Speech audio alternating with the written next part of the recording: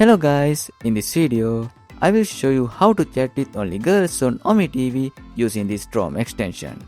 I am reviewing this extension for education purpose only.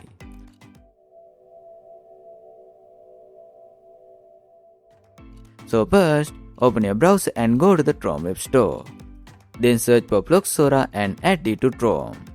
After that, open OmeTV and click Open Setup. This is a quick setup, so if you want to skip main, select main. Then you can also blur your webcam while searching. After that, click Start.